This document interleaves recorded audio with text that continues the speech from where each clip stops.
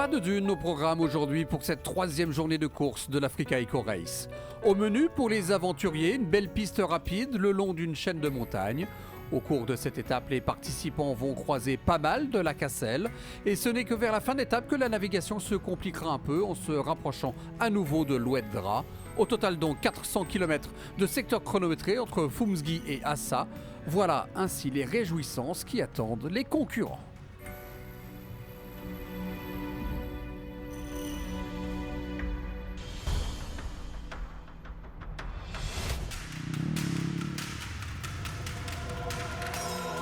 Côté motard, la vigilance était de mise sur cette spéciale. Attention aux cailloux et attention à ne pas se perdre. Après les dunes d'hier, le changement de décor était donc radical, avec aussi un changement de pilotage où il fallait être très vigilant pour ne pas faire de faute. Ce fut le cas pour Martin Benko, troisième du rallye l'an dernier, qui signe le 4e scratch du jour. Le Slovaque pilote très performant et prétendant au podium final boucle la journée en 5h23 minutes et 35 secondes, soit 24 minutes derrière Palander Solvallsetter, troisième. Le Norvégien a trouvé que c'était moins dur physiquement aujourd'hui. Il reste satisfait de son pilotage. Il reste au contact de Paolo Cecchi, qui lui reprend toutefois la tête au général, mais pas de panique. Solvallsetter espère aller de mieux en mieux au fil du raid. Aujourd'hui, il y avait des pierres. Pas de sable, il y avait encore beaucoup de navigation. Je me suis perdu 2 fois, mais je suis revenu sur la bonne piste. Et je n'ai pas trop perdu de temps finalement. On a roulé ensemble avec Paolo et le Portugais. Il y avait beaucoup de poussière et j'attends avec impatience demain.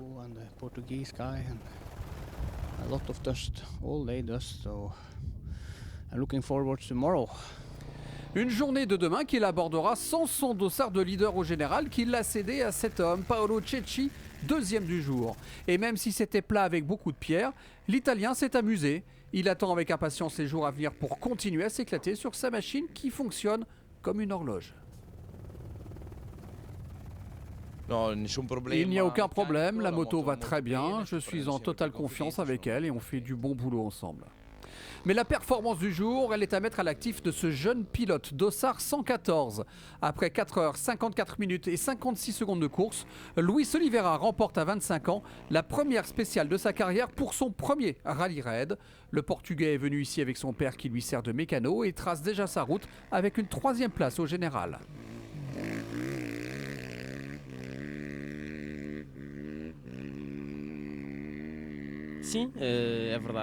C'est vrai que c'est mon tout premier rallye.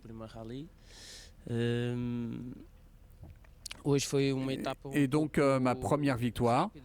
Et ce qui était important pour moi aujourd'hui dans cette étape, c'était de passer les 2 pilotes qui étaient devant moi. Ils ont ouvert la course, ils ont ouvert la piste. C'était important pour moi qu'ils ouvrent la piste pour qu'ensuite je puisse les doubler. Mais à 50 km de l'arrivée, je me suis perdu. Cecchi m'a doublé, ensuite je l'ai suivi jusqu'à la ligne d'arrivée. Un coup d'œil donc sur le classement de cette 3e spéciale et donc le premier succès de Luis Oliveira. Le Portugais devance d'1 minute et 57 secondes de Paolo Cecchi et de 4 minutes 29 le double vainqueur de l'épreuve, Palander Solvallsetter. Au général, Cecchi reprend la tête de l'épreuve et devance de 2 minutes et 29 secondes Solvallsetter. Luis Oliveira est potentiellement sur le podium à la 3e place devant son compatriote Rui Oliveira. Sur les traces de Thierry Sabine, tel est le slogan de l'Africa Eco Race qui veut poursuivre la philosophie des rallyes d'antan, avec notamment ces belles aventures vécues par les motards qui font la légende des rallyes raids. Car aujourd'hui encore, ce sont eux, ces aventuriers avec un A majuscule, parmi eux un bourguignon, Frédéric Barlerin. Il me tenait à cœur de saluer Thierry Sabine aussi, qui nous regarde un petit peu là-haut, et de pouvoir rééditer le vrai Paris-Dakar en partant de Paris, et de vivre ce que les anciens vivaient à travers la descente de la France. Et dans les conditions, les mêmes conditions, départ dans le froid, départ à Paris, à Versailles, au Trocadéro.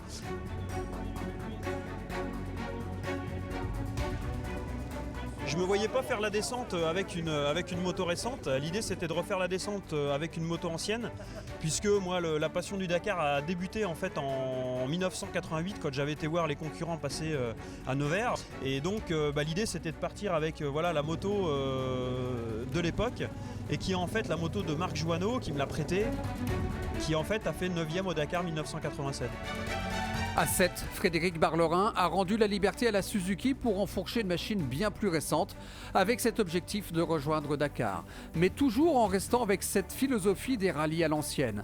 Il fait en effet partie de ces pilotes qui ne bénéficient d'aucune aide ni assistance. Juste une malle avec tout ce dont il a besoin dedans pour sa mécanique déposée dans le camion motule. Reste maintenant à souhaiter au Dossard 125 de poursuivre l'aventure le plus loin possible et de pouvoir goûter à l'ivresse du lac Rose.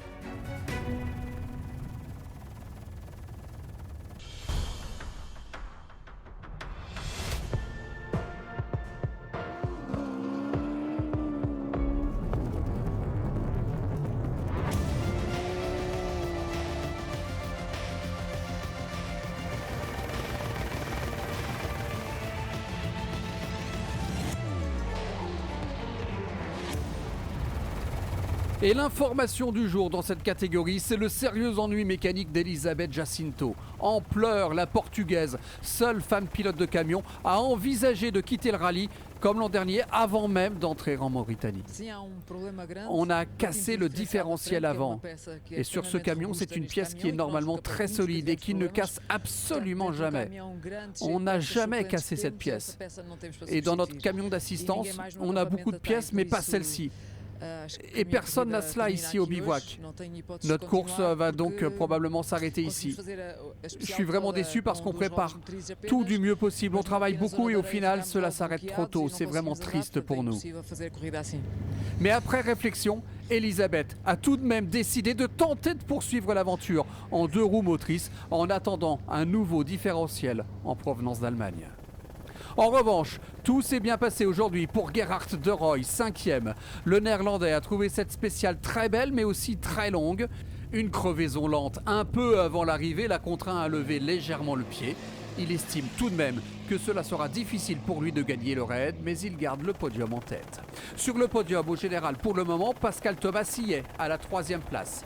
Sur ces pistes caillouteuses, le Français a géré ses pneus tout au long de la journée. Il a fait très attention jusqu'à 50 km de l'arrivée où il a crevé. Il termine 4e, fatigué, avec ce brin d'humour où il confie qu'à son âge, 65 ans, on préfère quand même les spéciales de 100 km. Lui aussi, il peut viser le podium, mais aujourd'hui, il n'y pensait pas. Il ne rêvait que de 2 choses, prendre une bonne douche et ensuite se reposer, car Rémi Vautier a la grippe depuis le début du rallye. Il roule depuis avec une forte fièvre. Alors évidemment, dans ces conditions, faire le 3e chrono reste une performance de taille. L'Africa Rally, effectivement, c'est pas facile. Et quand on est malade, c'est encore un point négatif supplémentaire. Mais bon, on finit 3e, on est très content. Objectivement, on ne peut vraiment pas faire mieux. Donc voilà, tout se passe bien. Et quand on est derrière le volant, la grippe, elle s'en va un petit peu quand même. À plus de 13 minutes devant le Suisse, on trouve l'homme qui a gagné les 2 premières spéciales. Vladimir Vassiliev s'est cru sur la planète Mars aujourd'hui, tant il y avait de cailloux. Il a su économiser ses pneus jusqu'à la ligne d'arrivée, car c'est au moment même où il passait sous l'arche que son pneu à air droit crevait. Donc rien de grave en soi. Il finit 2e cette journée après une belle lutte où cela se joue à la seconde près avec Serradori. Mais une fois la ligne franchie, finit la rivalité. On est des amis, mais sur la piste, vous savez, nous sommes des rivaux, c'est la bagarre. La compétition entre nous est très intéressante, mais c'est le sport, voilà, c'est la loi du sport. C'est le buggy de Mathieu Serradori et Fabien Lurquin qui a été le plus rapide sur cette étape particulièrement roulante. L'équipage du team SRT a franchi la ligne d'arrivée en vainqueur, reprenant au leader Vassiliev et Chiltsov 22 précieuses secondes. Le duel reste serré entre les 2 voitures qui ont été au contact une bonne partie de la journée. Cette première victoire cette année permet en tout cas d'accentuer un peu plus le capital confiance de Serradori. Il a, selon lui, le meilleur copilote de la planète à ses côtés. Tous les voyants sont au vert pour cette édition 2018. On est content parce qu'on a fait une belle étape. Fabien a fait une nave hyper claire. Donc on a attaqué très fort pour rester au contact du 201, Vladimir Vassiliev et Constantin. Donc je pense qu'on s'est tiré une belle bataille avec eux aujourd'hui. La preuve en est, c'est qu'on arrive avec 20 secondes devant, donc on a roulé tous les deux. Je pense que on a fait une belle journée. On rappelle que l'Africa Eco Race, c'est le seul rallye au monde où il y a un classement combiné auto-camion. Et justement, le classement de cette troisième spéciale est le suivant. Serradori l'emporte devant Vassiliev et Vautier. Le camion de Roy est dans le top 5 en 5e position. Au général, Serradori reprend 22 secondes au leader Vassiliev. Pascal Thomas reste 3e. Vautier gagne une place pour être 4e. Et De Roy en gagne 2 pour être ce soir 5e. Voilà, c'est tout pour aujourd'hui. Demain, la caravane de l'Africa Eco Race va continuer sa descente vers le sud. La 4e étape sera la plus longue, concoctée par René Medge. Les rescapés devront parcourir 497 km de secteur sélectif entre Assa et Fort Chacal. Mais avant cela, voici comment on change une roue dans le désert.